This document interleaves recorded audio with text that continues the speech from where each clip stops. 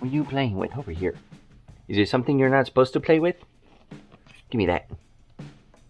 Oh, I guess it's fine. Here you go. How's it going, everyone? This is Malt. I'm Matt. Welcome to the channel. And today we're going to be reupholstering the SCR950 seat.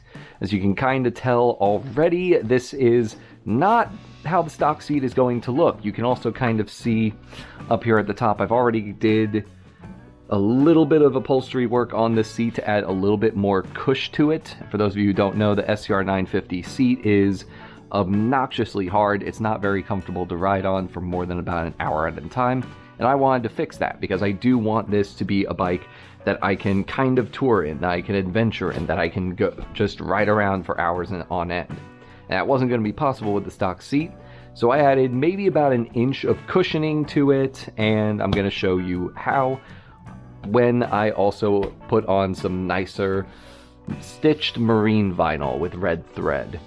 So I'm going to walk you through that whole entire process, about how much it costs, where I got the materials from, yada yada yada, blah blah blah. But step one, of course, you're going to need to remove your seat and start by just removing the bolt that holds it in place onto the bike. Then you're going to take, again, 2 more 10mm here. These come off and these just hold in these hooks as well as the passenger grab bar. Then you're going to want a screwdriver, a pick, or some other thing. I have a pair of fishing pliers, and you're just going to pull out each and every single one of these staples. You're not going to reuse them, obviously. And before you start this process, make sure you have a decently powered staple gun or something that can hold this back in place. Alright, so I am going to start the process of unbolting these and removing every single one of these staples, but that is a big pain in the butt and kind of a long process that isn't very interesting. I don't have anything to add other than be careful, so I'm just going to cut ahead to when that part is done and we're ready to start measuring out the new vinyl. Alright, so that took me maybe all of about 10-15 minutes, but you can see how many staples I pulled out, and that's actually about the amount of staples that you're going to end up pulling out of the stock seat as well. But when I'm done, you can't really see how it would have looked originally because, oh, hey, I left the staple in. Let me kind of show you what I was doing the whole time. So the reason I like these fishing pliers is they got this little lip up here at the end, and that makes it really nice for digging in underneath one of the staples, and then I can pinch it and just yank it right out. So that's why I specified earlier fishing pliers, not just any old needle nose pliers. Any needle nose would work. For some of the more stubborn ones, I just took a knife and dug it underneath the staple, pried them up just a tiny bit, and then I could get this in and pull them the rest of the way out. But really, that's all you're going to need. So let me kind of show you what you will be left with if you do this on your stock seat.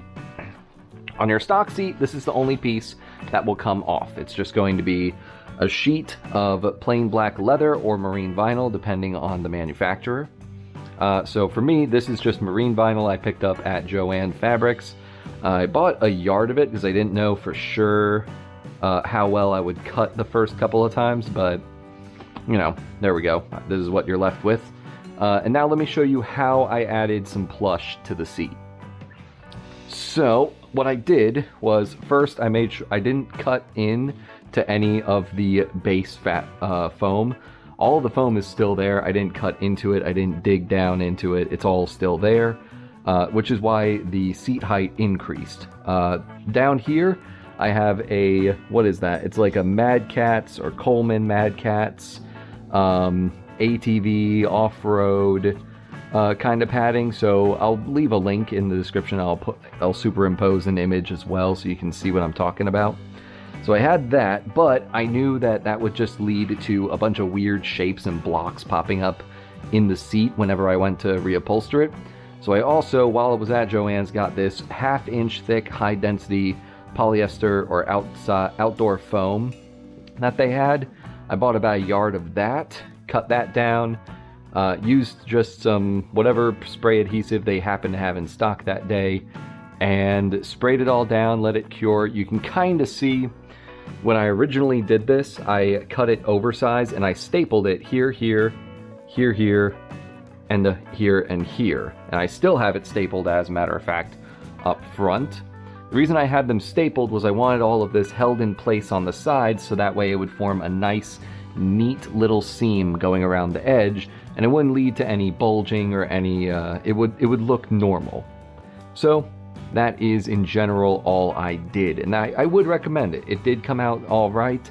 I can now comfortably sit on the seat for, let's see, however long the gentleman's ride was. As a matter of fact, it was maybe about 2.5 hours of just sitting on the seat, me and my passenger. So yeah, I mean, this worked out quite well. But let me kind of show you the process for measuring and cutting your new sheet of vinyl. Now, your original vinyl seat, let me see if I can grab it. So here is what the original vinyl seat looked like. So you can see it's a bit of a different finish. This is more of a matte finish. And you can see at the front, they stitched in this little lip, so that way it would go on nice and seamlessly. Obviously though, if we are adding padding and thickness, you can see there wasn't much in the way of padding in the first place, only about maybe that much. Because here's the staples, and you can see the crease from where it was bent up against the seat. So this was the original size, and the new size wound up being about the same length, to be honest. Let's see. So there's the length. And all the way around the edge, you can see I had to add about a solid inch or 2 inches on every side of this in order for it to be enough. Now, you can also see from these dotted lines that I made that that wasn't perfect. And as you can see from some of my more jagged cuts, I wasn't done cutting. What I did was I cut out a shape that was intentionally oversized, so I'm going to end up doing that again. I'm actually going to trace out by maybe an inch all the way around this entire shape. That way, if I pull it a little too tight or not tight enough on one side, it's not going to be that big a deal. I'll have 1 inch of wiggle room to work with. The other thing I need to mention is I didn't add any spray adhesive to the top of this 1/2 inch foam. That's because I do want the marine vinyl to be able to move a little bit, and I figured this was sticky enough that it didn't seem like it was going anywhere. But if you have an issue of your material sliding around on you, you can, of course, just undo some of the staples, peel it back, shoot some spray adhesive in there, and put it back down and staple it, and you won't have that problem anymore. But let's go over how I'm going to be measuring this. And let's get my old sheet of marine vinyl. So all I'm going to do is I'm going to measure all the way around this shape. So let's see, probably gonna do something like that. There we go. So we're done with this. I can get that out of the way. All that's left is for me to cut along these dotted lines and then hold it up and start stapling it down into place. Now, I've never cut through this stitching before, so I'm very nervous about this coming apart. So I do have somewhere at my desk some Loctite super glue, and I'll be putting just a dab of that along any place that I cut through a stitch. But let's go ahead and get to cutting. Although theoretically, the staples, maybe I'll skip the Loctite, because the staples that I'm going to be putting down should hold it in place for me anyways. Alright, there we go. That's all cut out. And it actually looks like the stitching isn't fraying too badly, so I'm actually going to leave the stitching as it is, and I'm just going to hope that the staples are going to hold it in place. But that is it. I've got my marine vinyl. Let's go ahead and roll up the excess and set this aside for a rainy day, or in case I come across somebody who wants me to do the same thing for them. We'll go ahead and put this down. And now, I mean, all that's left is to start lining things up and start stapling. So we'll start, as with all things, from the front. So let's see. I like to try to not have very much excess in the front, because this is going to be the hardest area to trim up. And I'm not going to apply any staples until I have held this perfectly still and moved the vinyl all the way around, just to make sure I'm not going to run into any points where I didn't give myself enough fabric. So I'm just applying steady, even pressure straight down to make sure that I'm not subconsciously shifting my seat around beneath me. Nope, it's not moving. Good. So this is the staple gun we're going to be using. It is the Stanley. It is loaded, so I gotta be careful. It says model TR250, so it does whatever, all of these staples. I'm using, as far as staples go, these Aero genuine T50 3/8 of an inch or 10 millimeter staples. So what those are going to look like is they're going to look like that, have that bit of jagged edge. I don't know if that's going to help me at all, but it's what I used the first time and it worked out all right. Although I will add, if your staple gun is like this, it does have to be heavy duty. This is their heavy duty one. I think this is like the last option you have before getting a air powered one or electric powered one. This one is just pneumatic. You just push really hard and it pumps it in. But if you're going to go with this option, not all of the staples will go through. So what I'm going to end up doing after I have shot the entire edge with staples and made sure that I'm satisfied with how many staples I have and where they all are, I'm going to trim up the fabric, go downstairs, grab a small hammer and just bang down any staples that aren't quite flush with the material because I don't want it scratching up the frame or damaging the bike. So let's go ahead and just get started with the front. Here we go. There we go. So first staple, you can see, I mean, went through the material, went through this foam, holding it in place. So I'm just going to shift the fabric forward a bit, or shift the seat forward a bit, holding the fabric in place. And I'm just going to fold it over as tautly as I can and repeat. Once again, went in, stayed nice and flush, won't have to bang that one down with a hammer. And what you're going to be doing a lot, especially up here at the front and then again back there, is you're going to be doing a lot of like holding, folding, and then pulling. Because what you want is you want this to look as natural of a curve as possible. It is going to have creases, but your goal is to make those creases look natural. So if that means you have to reposition and refold 10, 15 times, so be it, because otherwise you're going to have to go through this whole process again, use more material, and then what was the point of doing it yourself? At that point, you might as well go online and get a comfort seat or get a Corbin seat. But my argument is that this black padding was 20 bucks on Amazon. This green high density foam from Joann's was, I think, $15. This marine vinyl was, I think, $30. So all told, I'm in for less than $100, and I get to reupholster my seat with some nice stitched fabric, and I can say that I did it myself.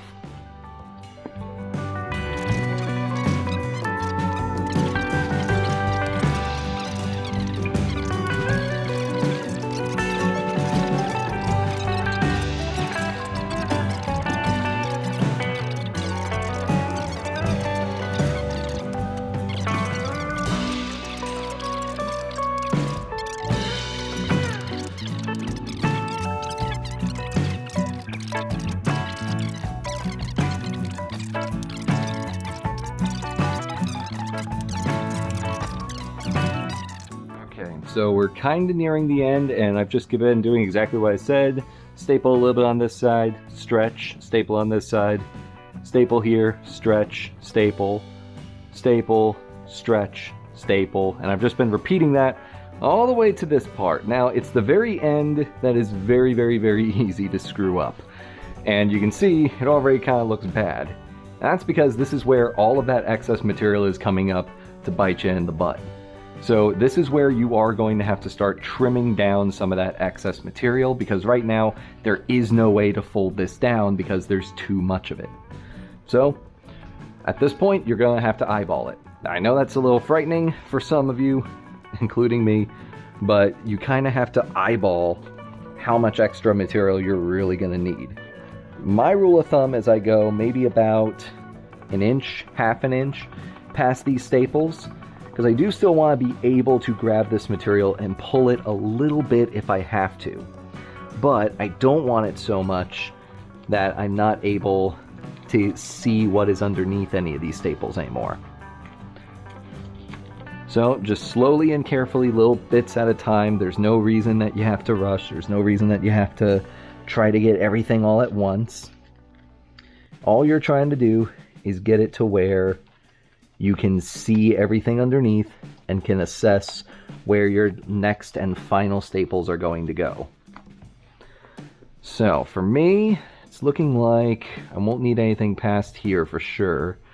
Let's go ahead and cut into here, pulling the material along. I'm going to want to see where I'm cutting here. I definitely don't want to go past there by too much, so let's try to cut right through. Okay.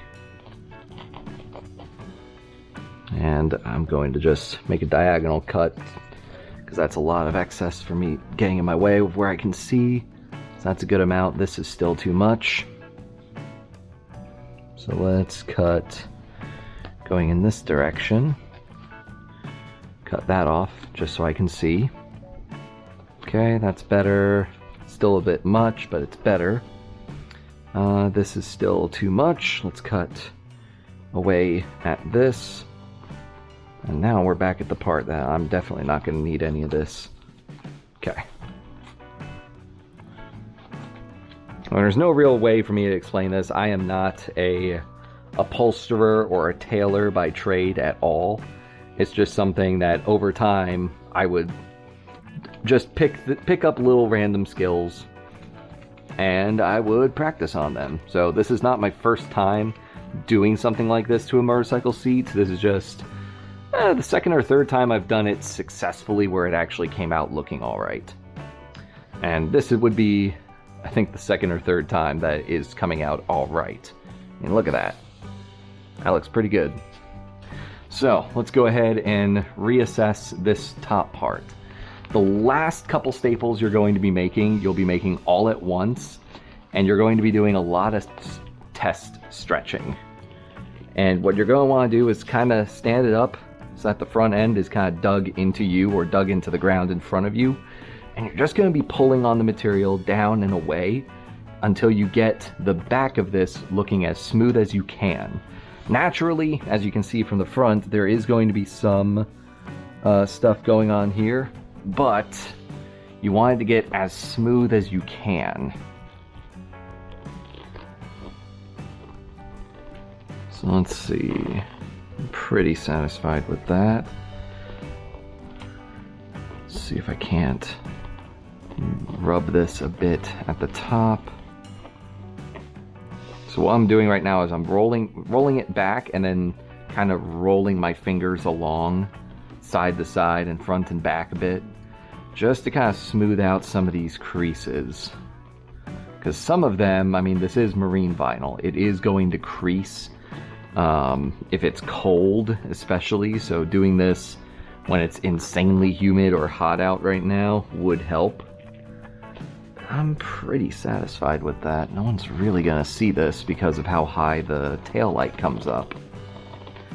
So let's roll that forward. Yeah, I'm pretty satisfied with that. Let's get a couple staples in there to hold it down.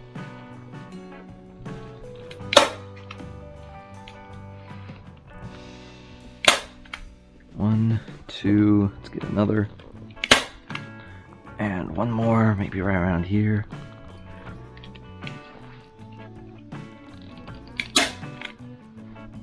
Okay, I'm also gonna need to do this because that staple's not even in anything. So let's go here, probably. Yeah, probably right around there.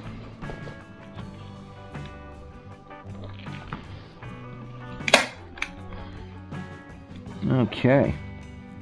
It's coming along, I think. Let's have a look and see how that came out.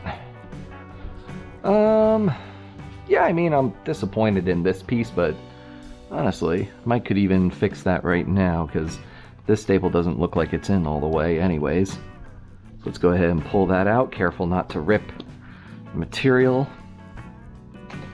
And I'm just going to kind of roll that down this way. Oh no, that staple's holding it in too. And that staple did go in. Alright, that's fine. One little crease on the back. That won't kill me. Alright. So yeah, there we go. This seat is pretty much good to go. And you can see kind of how it's going to look. We've got our red diamond stitch pattern going across.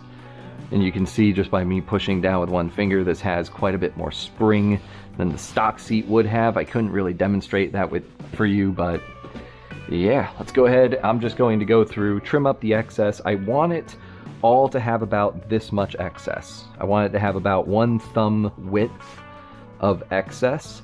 That way, if any of this tears or if any of this comes frayed or damaged, I do have just enough that I can pinch it and pull it taut again if that becomes an issue. But I'm just going to cut it, and I'll cut back when I grab a hammer. And I'm going to be hammering down any of these staples like this one that went into the plastic, but maybe not all the way and are sticking up, and I just don't want them scratching up my frame. So I'll see you in just a minute. Just feel your finger around and any staple you feel that is clearly sticking up, you're just going to tap that down a bit. There we go.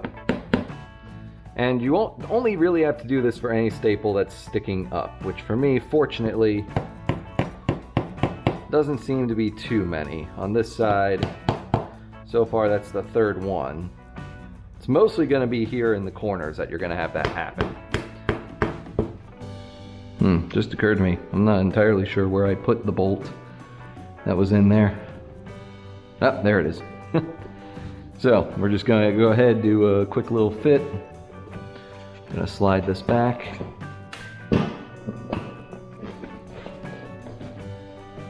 Pull up in the back, make sure that doesn't come up. Make that shows that the hooks are in place. Take a look, make sure that that is lined up. Yep. And we'll go ahead and throw everything together. There we go. One stitched marine vinyl seat for less than 1/3 of the cost of a comfort seats and in a fraction of the amount of time. So yeah, and I've got plenty of excess material that if I really were OCD about this back section, I could go ahead and cut this off, remeasure, and do it all over again. But I'm not that OCD. And honestly, who's looking right here that closely? No one. But there we have it. One SCR950 reupholstered seat. Hope you found this video helpful. I hope that this gives you some ideas. If you don't have an SCR, that doesn't mean that this little idea won't work on your bike as well. As a matter of fact, I'll link in the description this exact marine vinyl that I used. And if you look at some of the reviews in there, you'll see other folks have used this material for their bike as well. So do keep that in mind. This is an option for you, and it can be done as long as you are patient and as long as you take your time and have excess material, so that way you can go back over and retry. If you mess up the first time or two, you'll be okay. But that's going to do it for me. Thank you very much for watching. If you like this video, give it a thumbs up. If you want to see more content on the Yamaha SCR950 or motorcycle stuff in general from, well, kind of a noob, then go ahead and hit subscribe, ring the bell for notifications, and that's going to do it for me. Have a good one.